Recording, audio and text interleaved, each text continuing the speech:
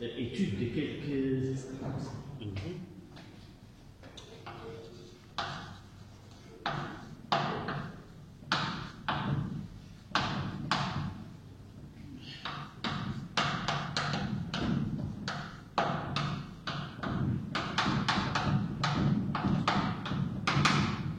On a commencé par le pendule élastique horizontal.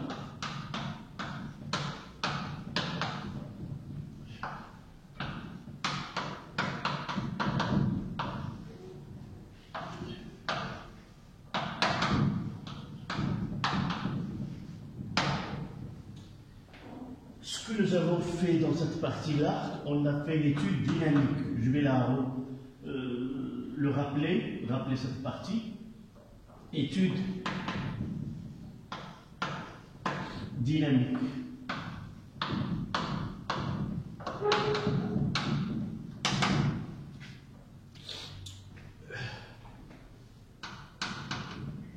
Donc,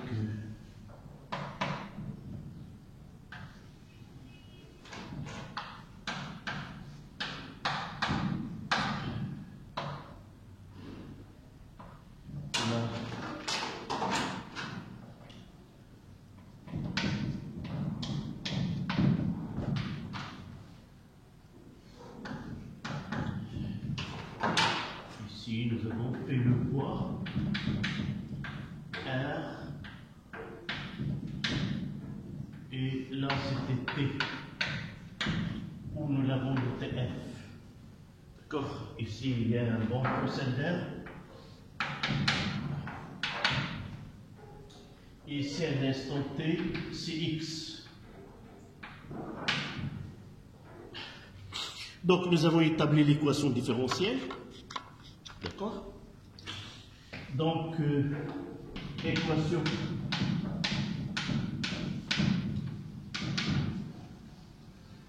différentielle, après avoir, qu'est-ce que nous avons fait? On a fait l'inventaire de le système étudié, c'est le cavalier. On a fait l'inventaire des forces exercées sur le cavalier, c'était P plus R plus F est égal à MA. Et de là, nous avons arrivé à écrire que l'équation différentielle, c'est quoi? C'est moins K fois X plus est égal à Mx 2 points. Nous avons fait la deuxième loi, c'était sigma df extérieur est égal à MA de G, c'est-à-dire P plus F plus R est égal à MA de G. Et nous avons fait la projection orthogonale et on y est arrivé à l'équation différentielle x2 points plus K sur M, x est égal à 0. Voici l'équation différentielle du mouvement de centre d'inertie du cavalier où x représente ce qu'on appelle l'élongation. X, c'est l'élongation. C'est-à-dire istital, l'élongation de ressort istital. C'est une bande algébrique, peut être positive ou négative, ça dépend. Est-ce que le ressort il est comprimé ou le ressort est allongé? D'accord? Là, c'était l'équation différentielle. Puis, nous avons donné la solution de cette équation. Ça, tu as déjà écrit ça. Tu as déjà écrit. J'ai fait un petit rappel pour passer à l'étude énergétique. D'accord? L'étude dynamique, c'est appliquer la seconde loi de Newton, arriver à l'équation différentielle et donner la solution de cette équation différentielle. Nous l'avons donnée, c'était quoi? X de t, j'ai dit la dernière fois, il faut réviser. Cosinus de oméga 0 t plus mi xm, c'est l'amplitude maximale.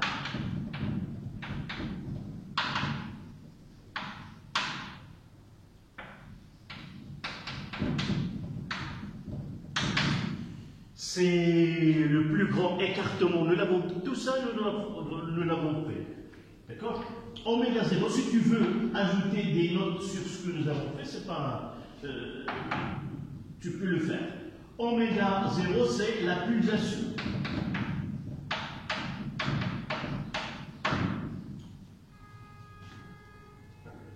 Ce oméga 0, t plus phi, ce qu'on appelle la phase à l'instant t.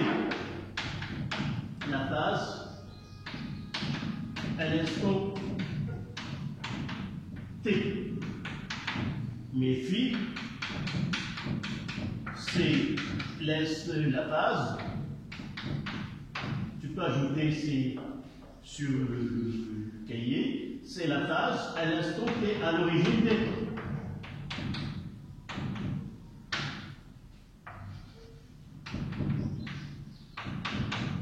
C'est-à-dire t est égal à 0.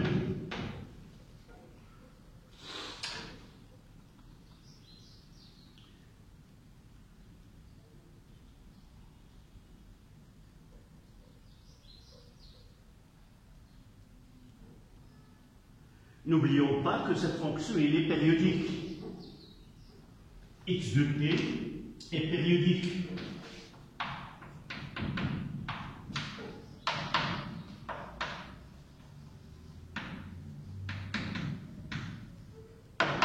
De période propre T0.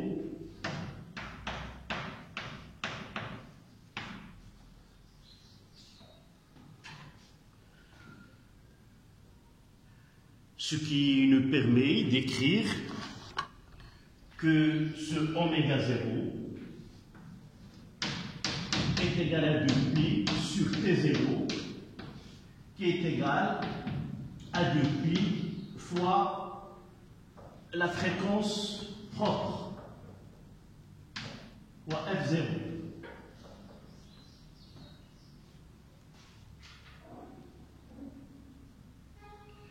L'unité de la période, c'est la seconde, et l'unité de la fréquence, c'est le Hertz.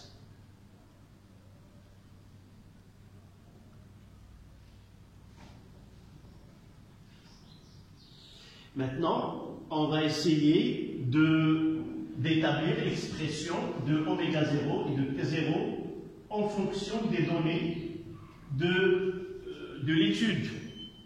C'est-à-dire que nous avons un corps de masse M et nous avons utilisé un ressort de constante de raideur K. Donc, quelle est l'expression de oméga 0 ou T0, F0 en fonction de K et de M? Donc, ça c'est l'équation différentielle. Et celle-là, c'est sa solution. Donc, on peut appliquer cette solution à cette équation différentielle. D'accord? Donc là, après avoir étudié l'équation différentielle, la solution, on parle ici de la période. Donc, expression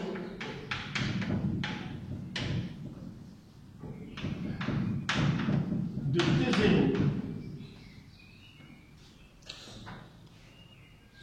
Comment?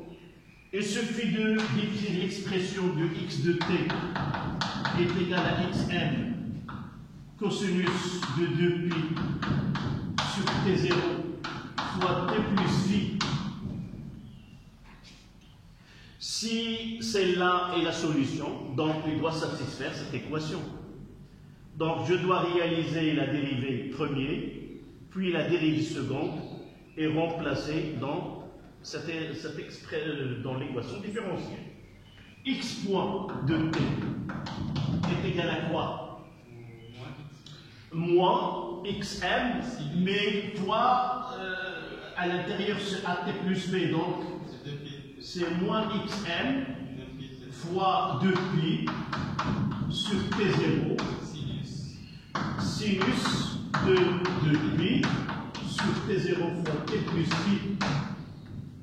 Je fais la dérivée seconde, x de point de t. On aura le cosinus, c'est le sinus et le cosinus. Donc il reste le moins xm, mais 2pi sur t0 au carré. Cosinus de 2pi sur t0 fois t plus pi.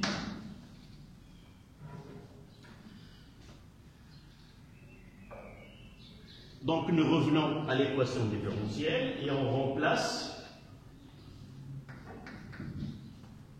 c'est moins 2pi sur t0 le tout au carré fois xm cosinus de 2pi sur t0 fois t plus pi plus k sur m.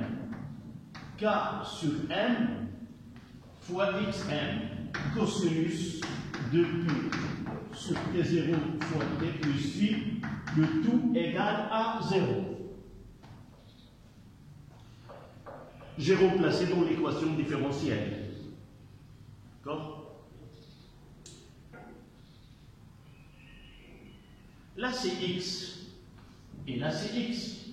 Donc je peux faire comme facteur xm cosinus de 2pi sur t0 fois t plus pi, facteur moins 2pi moins 4pi carré sur t0 au carré plus k sur m, le tout est égal à 0.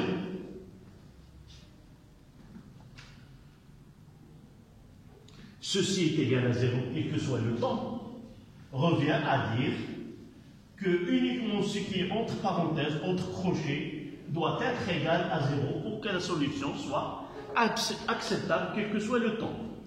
Donc, ce qui nous donne 4pi carré sur t0 au carré plus k sur m est égal à 0, ce qui nous donne, moins ici, ce qui nous donne t0 4pi carré sur t0 au carré est égal à k sur m. Je permute les extrêmes et j'aurai et multiplie par m. Donc t0 au carré est égal à 4pi carré fois m sur k. Et je prends la racine carrée, ce qui donne t0, c'est 2pi fois la racine carrée de m sur k.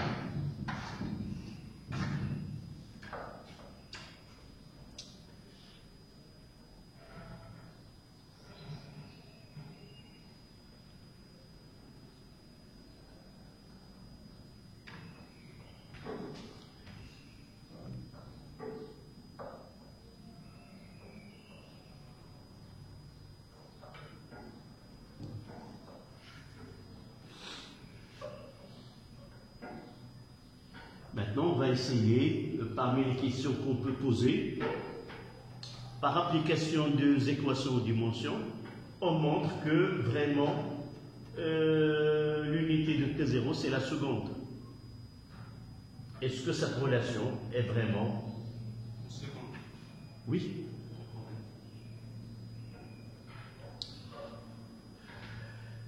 Donc je vais essayer d'effacer cette partie-là.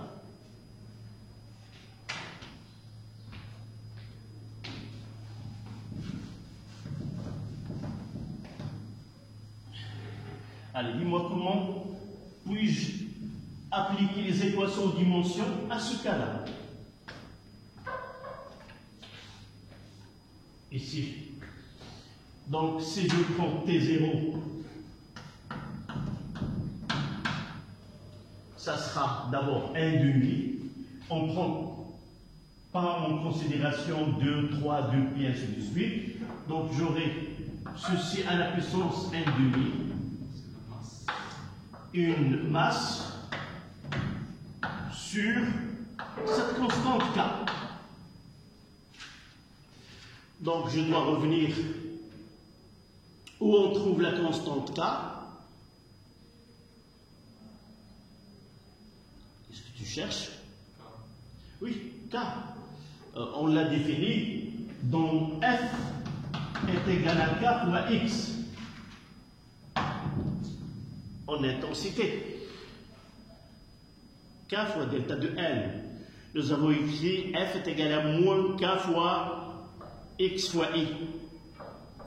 Tu reviens à l'équation de lorsque nous avons appliqué, tu l'as trouvée. Voilà. Si nous prenons, c'est-à-dire que F, c'est l'équation de K, X c'est une longueur. Et F c'est quoi? C'est une intensité. Oui. Quelle est la relation? Une relation qui est simple, qui nous donne le newton, c'est une unité qui est dérivée. Ce n'est pas une unité fondamentale. Deuxième loi de Newton. F est égal fois l'accélération. Donc on sait que F, d'après la deuxième loi, c'est une masse fois l'accélération. Et quelle est l'unité de l'accélération? C'est une longueur divisée par le temps au carré, c'est-à-dire T-2. D'accord? Et je vais revenir à là. Donc, l'unité de K, l'équation de motion de K, ça sera F, c'est-à-dire M fois N fois T moins 2 divisé par N. Si je divise par N, c'est-à-dire multiplié par N moins 1. C'est exact. Donc, ça donne l'unité de K. Pour l'équation de motion de K, c'est quoi? C'est une masse T moins 2.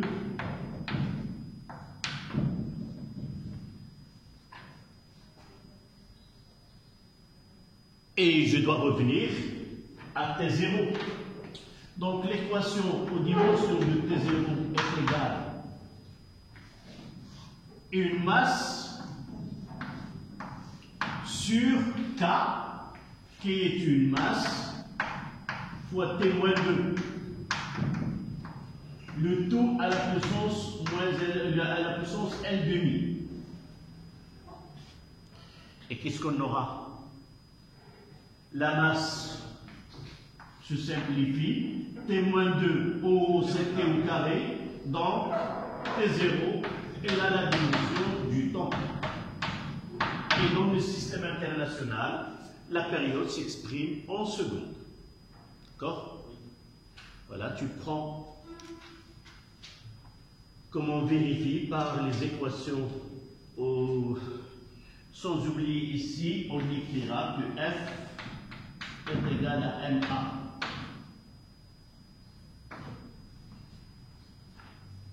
De point de vue grandeur, on peut considérer qu'une force, c'est le produit de la masse fois l'accélération. Afin de trouver l'unité de F comme unité fondamentale, les sept unités, le mètre, le kilogramme, seconde, l'ampère, la mole, le candela.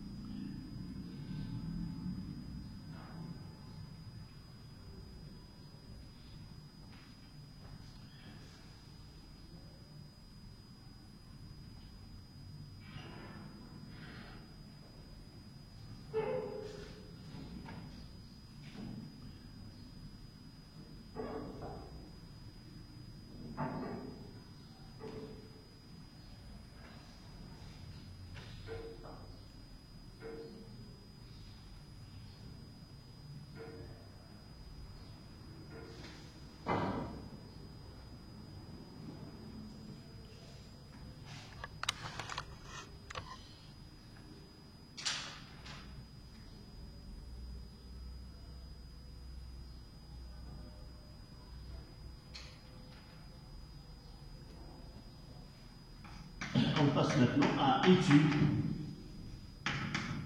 énergétiques.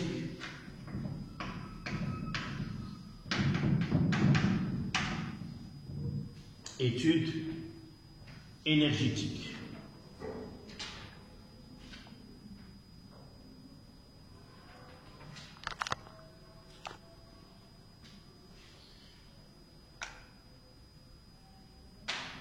Ça y est.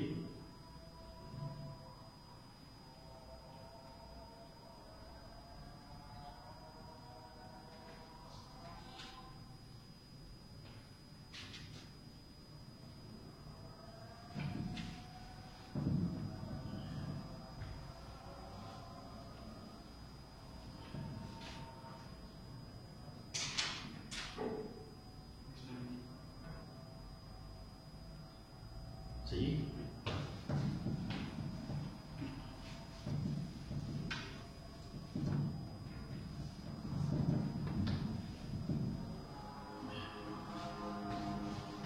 Donc, maintenant, c'est l'étude énergétique. Lorsqu'on parle du côté énergie, l'énergie se présente sous différentes formes. Et il y a l'énergie. Tu me donnes un exemple. Énergie. Non, en mécanique. Est-ce de te rappeler de l'année dernière, en première année, énergie cinétique? Oui, quoi d'autre?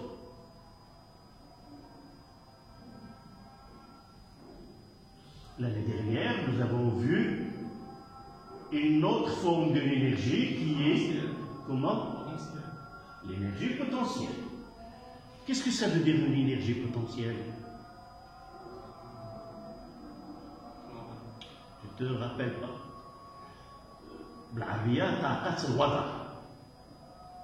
C'est-à-dire un corps, par sa position, il dispose d'une énergie due à sa position. Par exemple, nous parlons de l'énergie potentielle de pesanteur. Donc, un corps situé à une position donnée, par cette position, il a une énergie, si vous voulez, latente dans cette position. Il apparaîtra cette énergie sous d'autres formes une fois qu'il quitte cette position. Ici, dans le cas de ressort, je vais essayer de voir là. Ici,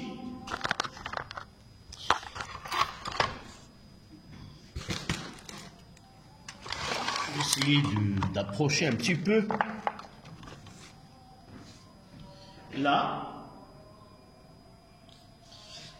vous voyez que ce système-là, il dispose d'une énergie qui est due à la position.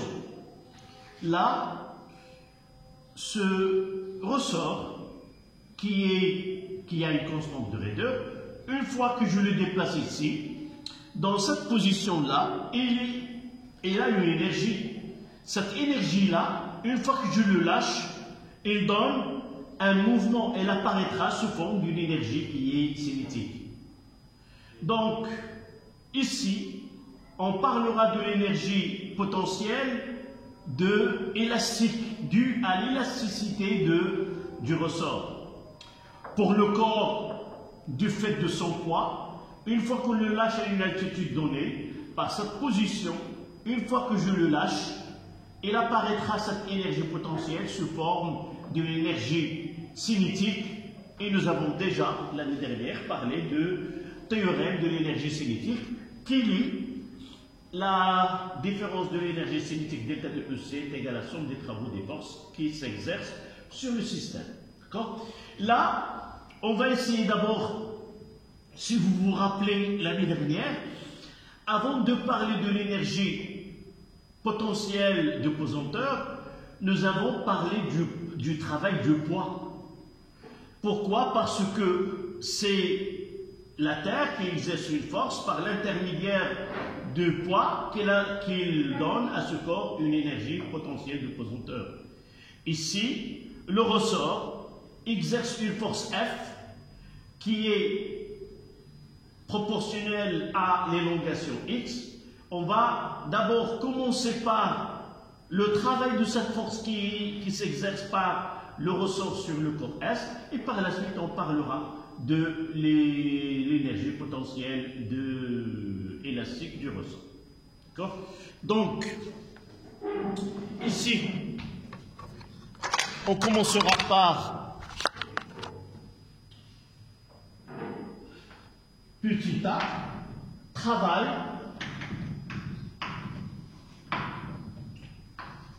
de la force exercée par le ressort.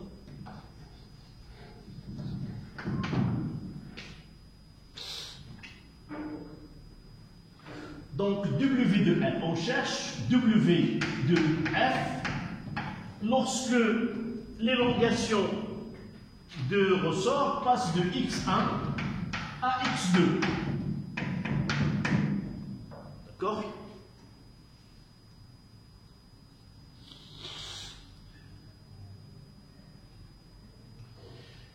Je rappelle, l'année dernière, nous avons parlé de travail d'une force, mais nous n'avons traité que des forces qui sont constantes.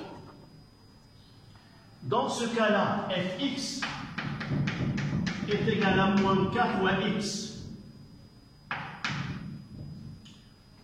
F est une force dont l'intensité varie en fonction de la position de centre de gravité du cavalier, dans le cas de ce que nous avons traité.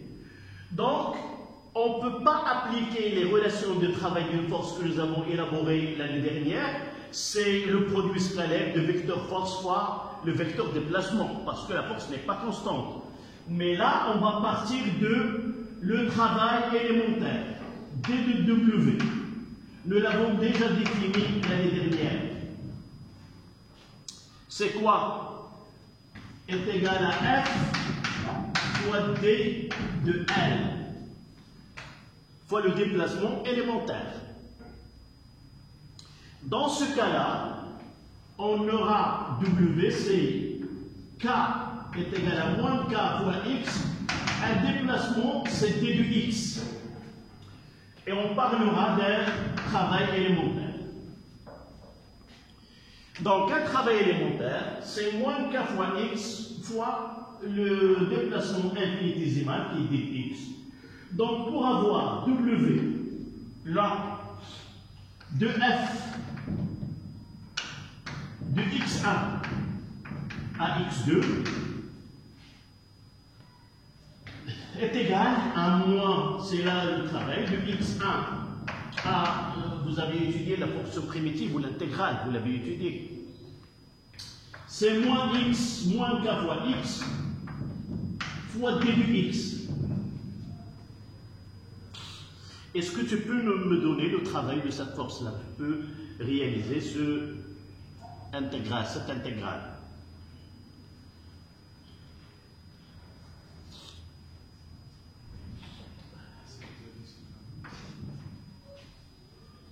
La primitive de kx. C'est moins 1 sur 2 x carré. Voilà, donc est égal. Donc W de x1 à x2 de f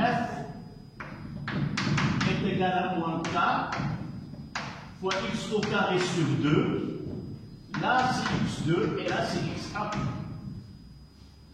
C'est comme ça. C'est-à-dire on aura W de f de x1 lorsque l'élongation passe de x1 à x2 est égale, c'est moins n' fois k fois x2 au carré moins x1 au carré. Et on va la laisser pour le suivi. Si vous voyez qu'on commence par x1, x2, et ça sera w de f de x1 à x2 est égal à n,2 k x1 au carré moins x2 au carré. Je suis donc x1 au carré moins x2 au carré. Voilà le travail de la tension de ressort ou la force exercée par le ressort sur le cavalier lorsque l'élongation passe de x1 à x2.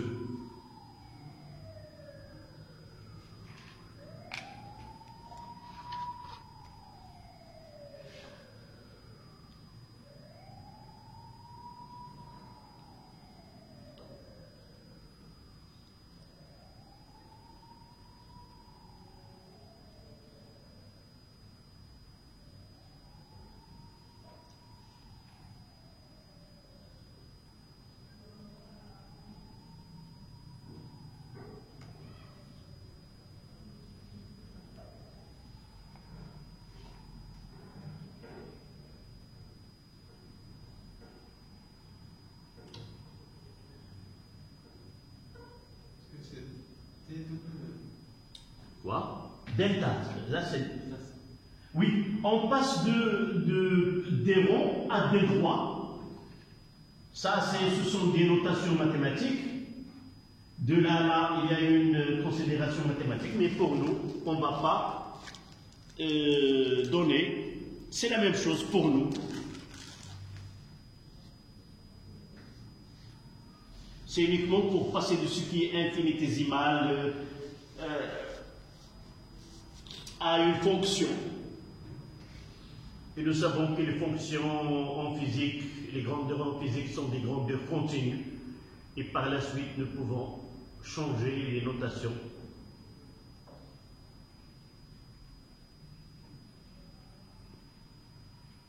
Donc il faut connaître par cœur le travail de la force exercée par le ressort sur le corps solide lorsque l'élongation passe de x1 à x2. Peu importe, on passe d'un cas qui est comprimé à un cas qui est dilaté ou d'un cas qui est dilaté à un cas qui est comprimé. Sauf à l'instant initial, là c'est l'instant initial. Là, c'est initial.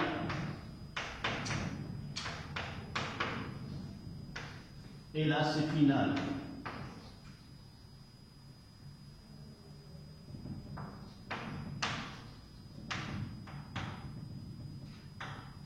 D'accord? La grandeur initiale vers la grandeur finale. On doit suivre l'ordre aussi. D'accord?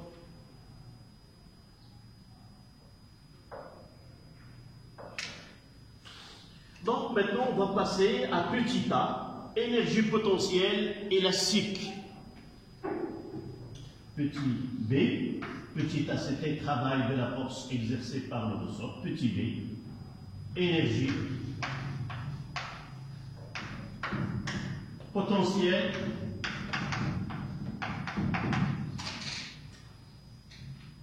élastique.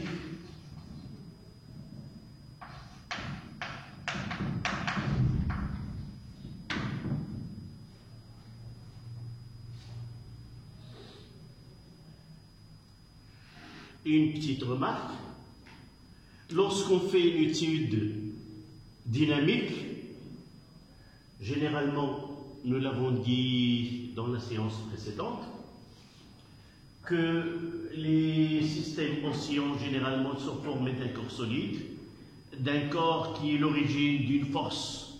Cette force qui s'applique au corps solide, on l'appelle une force de rappel, et un support. Toujours le système, un oscillant mécanique doit comprendre ces trois. Un support, le corps solide qui va réaliser le mouvement d'oscillation, et un autre corps qui est lié, soit d'une façon directe ou indirecte, au solide S qui lui applique une force. Cette force-là joue le rôle d'une force de rappel. D'accord? Étude dynamique, on prend le solide S, on utilise ce que se produit pour le solide S. On fait l'inventaire des forces exercées sur le solide. Mais lorsqu'on fait l'étude énergétique, on doit prendre en considération les trois systèmes. Le support, le corps qui est l'origine de cette force de rappel est le corps solide. Donc on parle de système tout entier. Donc, pour parler de l'énergie potentielle élastique, on va essayer de revenir au corps solide et étudier, on va faire un petit rappel, appliquer le théorème de l'énergie cinétique lorsque ce cavalier-là passe d'un état où l'élongation x1 à l'élongation x2, où la vitesse passe de V1 à V2. V2, c'est la vitesse finale. D'accord? Donc, je vais essayer de refaire le schéma et les corps qui s'exercent et les forces qui s'exercent sur le cavalier. Voici le schéma. Donc, pour le C, il y a le poids P, il y a R, et il y a ici F. Sans oublier que le déplacement X est comme ça. Donc, le mouvement de va-et-vient, c'est de cette façon qu'il se fait. Donc, entre deux instants, T1 et T2, on applique le théorème de l'énergie cinétique. Qu'est-ce qu'il dit, le théorème de l'énergie cinétique? La variation de l'énergie cinétique entre deux instants donnés est égale au travail des forces exercées sur le système. Donc, on prendra 1 demi M V2 au carré moins 1 demi M V1 au carré. À noter que ici j'ai appliqué que l'énergie cinétique de corps solide S. Sans oublier que d'abord le ressort, elle a une masse qui est négligeable et par la suite son énergie cinétique est égale à 0. Et le support qui est là, elle est immobile et par la suite l'énergie cinétique de support est égale à 0. On parle du système étudié qui est le cavalier, le ressort et le support. Ce n'est pas en étude dynamique, on prend en considération que le cavalier. Donc, l'énergie, la variation de l'énergie cinétique du système tout entier revient à étudier l'énergie cinétique. Le seul qui est en déplacement, c'est le corps. Mais celui-là, il est en déplacement, mais sa masse est négligeable. Dans tous les exercices qu'on traite, on considère que la masse de ressort est négligeable devant la masse du cavalier. D'accord? Est égal travail de R plus travail de P plus travail de R. D'accord? Quel est le travail de R dans ce cas-là? Comment R par rapport au déplacement? R est perpendiculaire. Nous savons que toute force est perpendiculaire au déplacement, son travail est nul. Parce que tout simplement, on considère que P et R constantes, et par la suite, le travail de ces deux forces, c'est le produit scalaire de R avec le déplacement. Et par la suite, les deux forces ne travaillent pas. Et on aura uniquement un demi M V2 au carré plus moins 1 demi M V1 au carré est égal au travail est égal W de F de 1 de la position 1 à la position 2. C'est-à-dire, je vais la remplacer par l'expression que nous venons de démontrer juste un moment. C'est-à-dire quoi? C'est 1 demi, c'est exact, 1 demi K. La position de départ qui est x1 au carré moins x2 au carré. Voilà ce qui nous donne le théorème de l'énergie cinétique. Qu'est-ce que nous constatons? On va essayer de voir ce que nous avons dans cette égalité. D'abord, ce sont des formes d'énergie. Là, c'est une énergie cinétique. Pourquoi? Parce qu'il y a la vitesse. 1,5 mv carré. Et là, c'est une énergie. Elle dépend de quoi? Quelles sont les grandeurs qui interviennent dans cette énergie-là? C'est la différence entre deux. C'est comme si j'ai une fonction où je l'applique à deux instants T1 et T2. D'abord, x1 c'est quoi? C'est l'élongation. Et en plus, c'est la position de centre d'inertie du cavalier de corps solide S. Donc c'est une énergie qui dépend de la position. Donc c'est une énergie comment? Potentielle. Toute énergie dépend de la position et une énergie potentielle. En changeant la position, on change de l'énergie. Mais on voit que cette grandeur K, c'est la constante de raideur. C'est celle qui nous donne l'élasticité. Donc on dira que le terme qui est à droite, ça représente une forme d'énergie qu'on appelle l'énergie potentielle élastique. Dans l'expression générale, c'est quoi? C'est EP, E qui est égal à 1,5 K fois X au carré plus une constante. Et c'est là l'expression de l'énergie potentielle élastique d'un ressort de constante de raideur K. Et X, ça sera l'élongation de ressort ou la position de centre d'énergie de cavalier. D'accord? Donc tu prends ceci. Et après avoir écrit une phrase, on va donner ça. Là, nous l'avons vu l'année dernière. L'année dernière, nous avons appliqué le théorème en première année. Théorème de l'énergie, c'est l'équipe. Il nous donne une relation mathématique qui lie la variation de l'énergie cinétique d'un système donné en fonction des forces qui s'exercent sur ce corps-là. Là, on ne va pas vous demander de faire cette démonstration. Mais nous l'avons utilisée afin d'arriver à cette relation-là qui permet de donner deux formes d'énergie, énergie cinétique, et là, une énergie qu'on va la définir de nouveau. C'est une énergie qu'on appelle de position, qui est énergie potentielle élastique.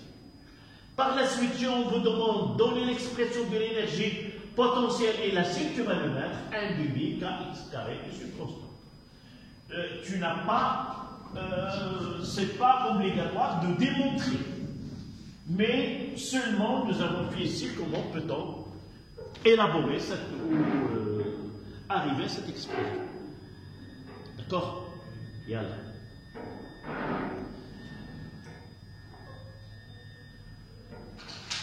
Tu commenceras par là. Et juste dessous, ceci.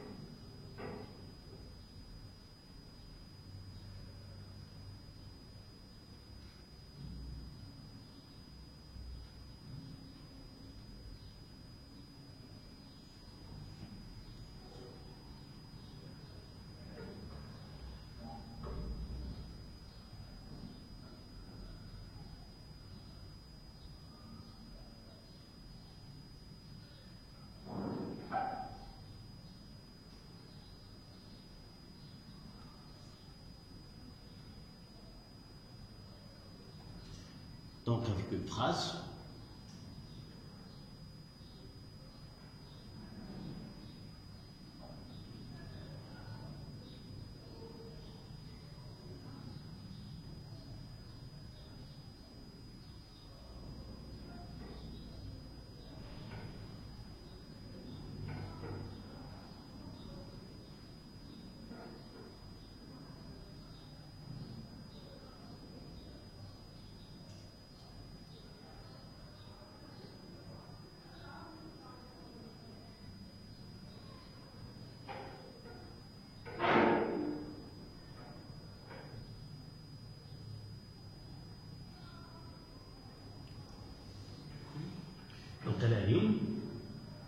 Le deuxième terme de l'égalité, c'est-à-dire celui-là, le deuxième terme de l'égalité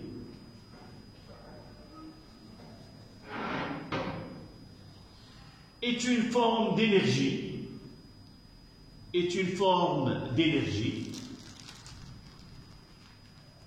qui dépend de la position qui dépend de la position et l'élasticité du ressort.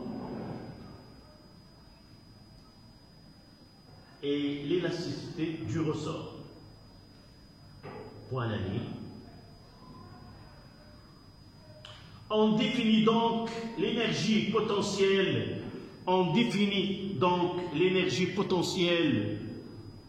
Élastique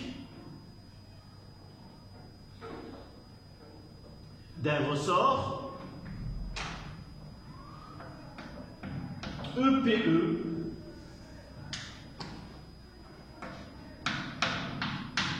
énergie potentielle E, ça veut dire élastique, est égal à 1/2 K x au carré plus une constante.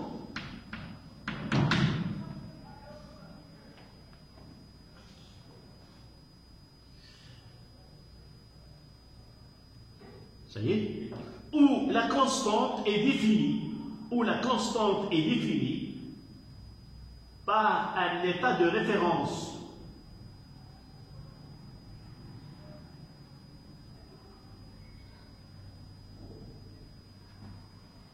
À la ligne exemple, x est égal à 0, EPE est égal à 0. On peut choisir x est égal à 1, x est égal à xm. Ça dépend de cas qu'on choisit. C'est-à-dire 0 est égal à 1/2 K fois 0 au carré plus la constante, ce qui donne que la constante est égale à 0 dans ce choix-là. Et par la suite, on peut considérer que l'énergie potentielle dans ce choix-là est égale uniquement 1/2 Kx au carré.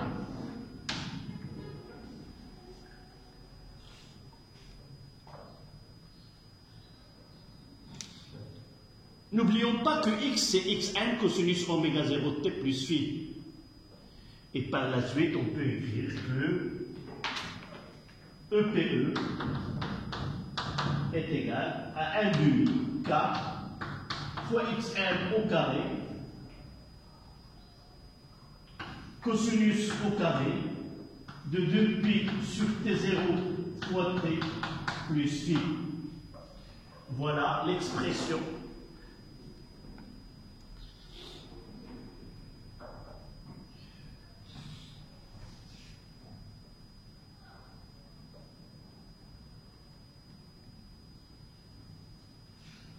Donc, nous avons parlé de l'énergie cinétique, l'énergie potentielle élastique, et maintenant, l'énergie, ça sera C,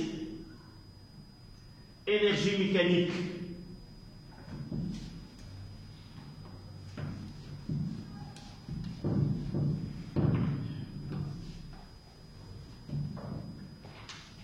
Donc, C, énergie mécanique.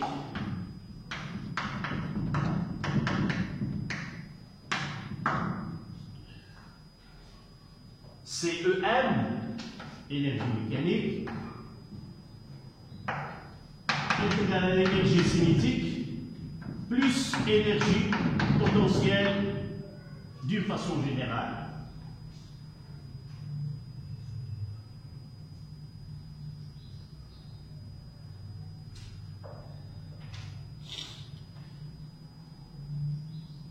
Remarque que je n'ai pas utilisé E ici, c'est l'énergie potentielle d'une façon générale.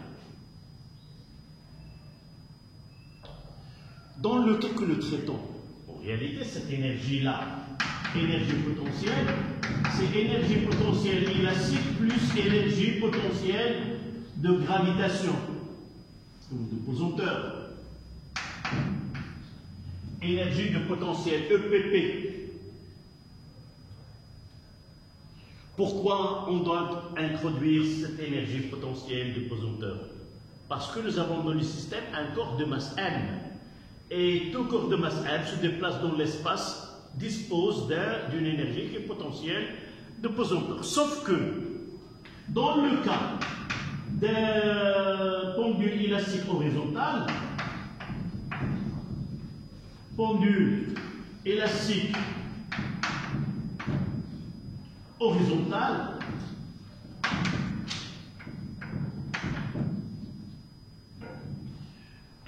voici le schéma.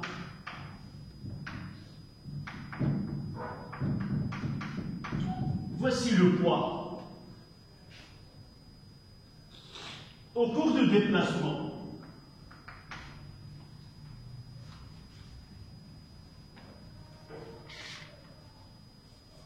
déplacement, nous savons l'année dernière que EP P est égal à mg Z plus une constante. Et là, voici l'axe de Z.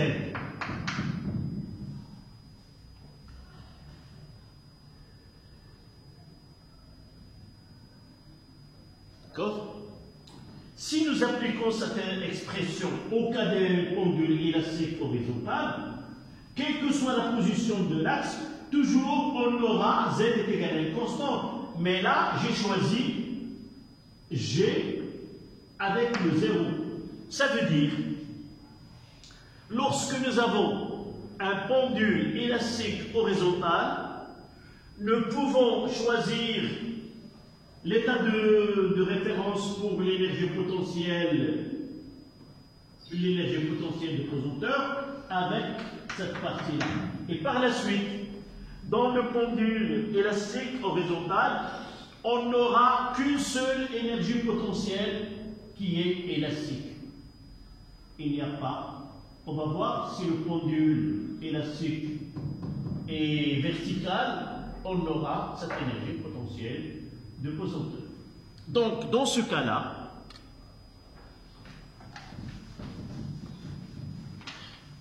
qu'est-ce qu'on aura? EM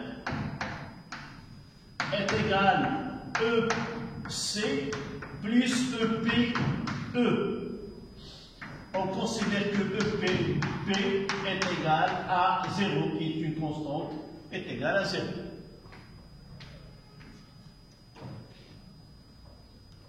Donc, ce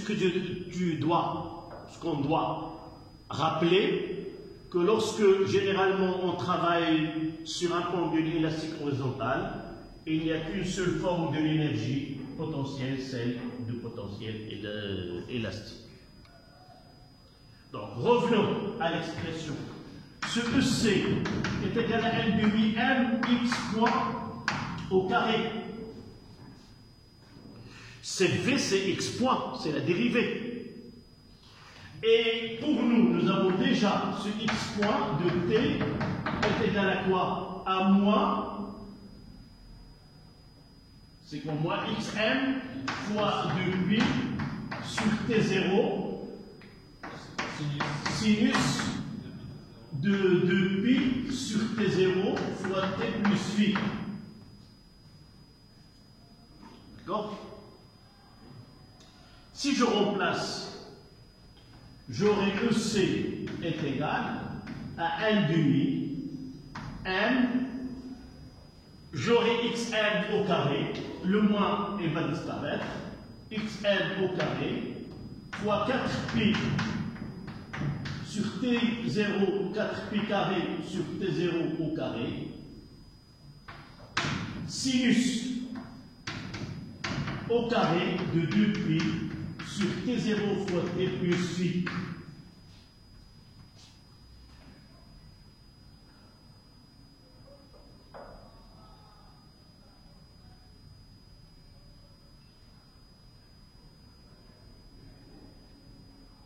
Si nous essayons de remplacer T0 au carré, nous l'avons déjà écrit. T0 carré, c'est quoi? il y a un 2π, c'est 4π carré, fois, il y a une racine de m sur je vais revenir à t, c'est m sur k. D'accord? C'est 4π m sur k. On va l'insérer ici. Qu'est-ce qu'on aura? Tu as écrit cette partie? Alors tu termines et on continue.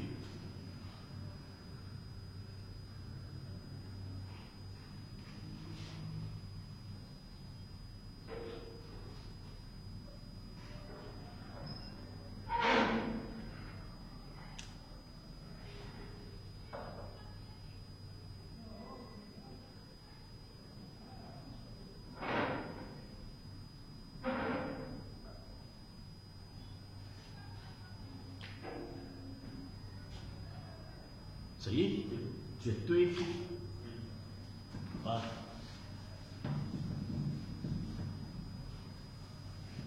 Donc, que devient l'expression E C est égal? Tu vois, je remplace ceci ici. Donc, 4π carré maintenant avec 4π carré se simplifie. On a m et m, et au-dessous c'est k. Qu'est-ce qu'il reste? 1 demi k xm au carré sinus carré de 2π sur t0 fois t plus phi. Voici l'énergie cinétique, son expression après simplification. Et revenons à EPE. C'est 1 demi kx au carré. 1 demi k x au carré c'est xm cosinus de 2π sur t0 fois t plus phi. Le tout au carré. Ça donne quoi? Ça donne 1 demi k xm au carré cosinus au carré de 2π sur t0 fois t plus phi. Maintenant, j'ai les deux expressions et je vais essayer de aller à l'énergie mécanique. EM, ça sera EC plus EP. Vous voyez 1 demi K xm au carré sinus carré et la 1 demi K xm au carré cosinus carré. Qu'est-ce qu'il reste? N. Si je prends 1 demi K xm au carré, facteur. X, c'est sinus carré. Tu commences par là ou par là? Par C. Voilà, celle-là et celle-là. Sinus carré depuis. Oui, sinus carré. Depuis sur T0 fois T plus phi, plus. Cosinus carré. Et qu'est-ce qu'on aura? Cosinus carré au carré plus. Là, c'est combien? C'est une identité remarquable. Est égal à 1. Cosinus carré plus sinus carré, cosinus carré de A plus cosinus carré de A est égal à 1. Donc, on aura EM est égal à 1 demi K fois XM au carré qui est égal à une constante. Et on trouve que l'énergie mécanique totale du système étudié est l'énergie est constante et par la suite on dira que l'énergie se conserve. Donc tu prends ceci.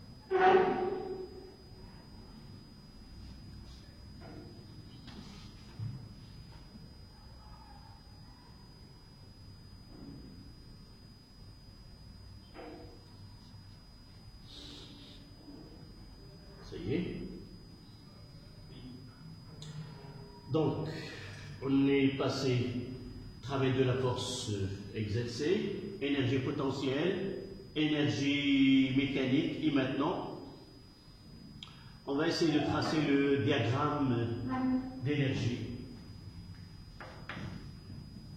A, B, C et la titre D.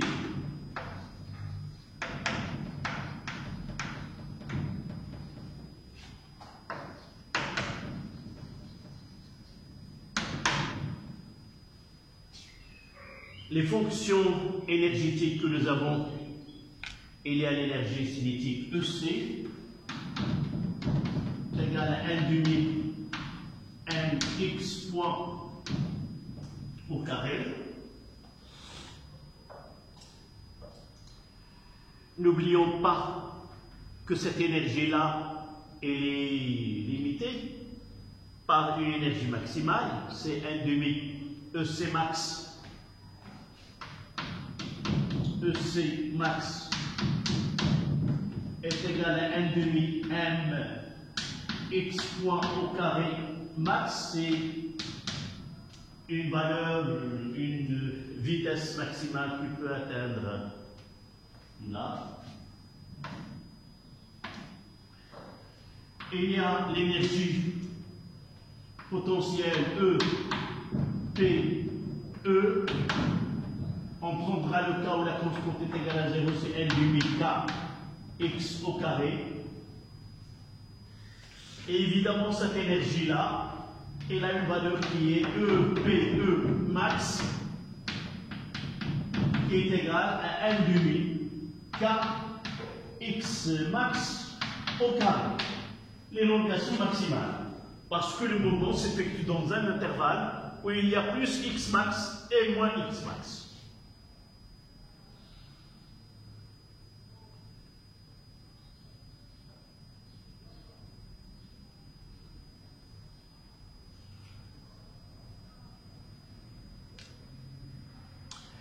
Voilà ce qui se produit dans cette étude-là. Là, c'est le 0. Le G, le centre d'inertie du corps, il passe de là et revient. Et le mouvement, c'est un mouvement de va-et-vient dans cet intervalle-là. D'accord ? Voilà, un mouvement de va et de vient. Ici, la vitesse x point, quelle est sa valeur dans les deux? 0. Pourquoi? Parce que le mouvement... Elle doit s'arrêter pour revenir. Donc là est égal à 0 et là est égal à 0. Si nous revenons à l'expression de EM, qu'est-ce qu'on aura ici? X est égal à quoi? À XM. Et par la suite, j'ai ici EPE. Comment il est? Là, c'est moins XM. Et là, c'est plus XM.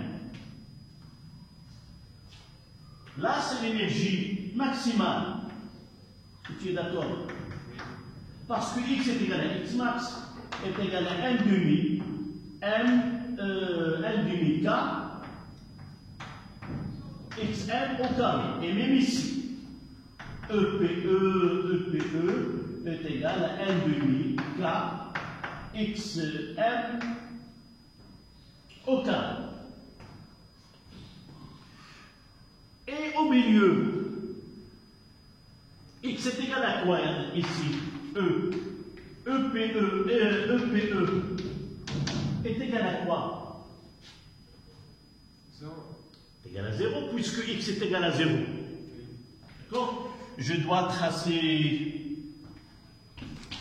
Voilà, je dois tracer ici.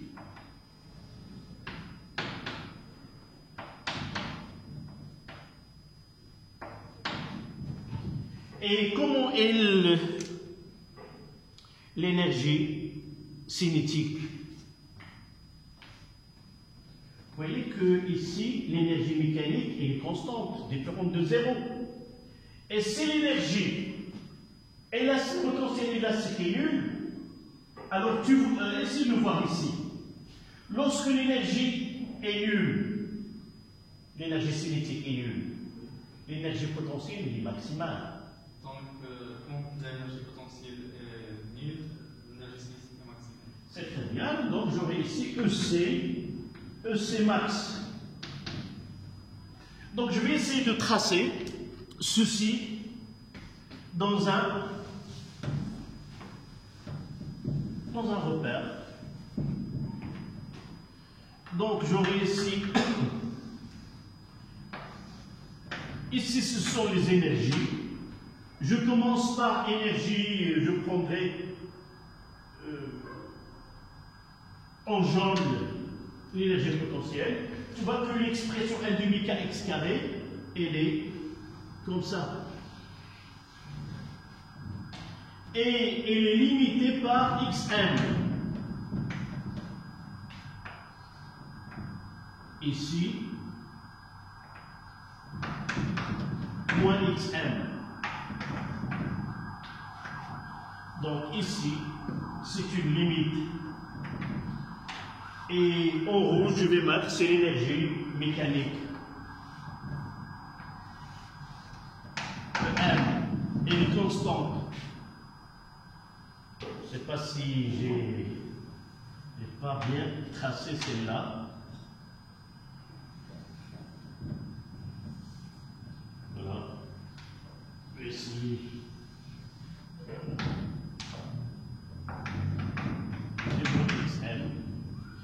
Là, c'est l'énergie potentielle de pesanteur. EPE égale à 1,5 kx carré. Lorsque EP maximal, EC est minimal, et j'aurai ici comme ça. Là, c'est EC, l'énergie cinétique. Là, EC est maximale, là, est minimale. EC est égal à 0. EC est égal à 0. Et là, EC, ici, EC max, qui est égal à EM. D'accord? Et même ici, l'énergie potentielle de élastique est égale à l'énergie mécanique. Voilà, tu fais ces schémas.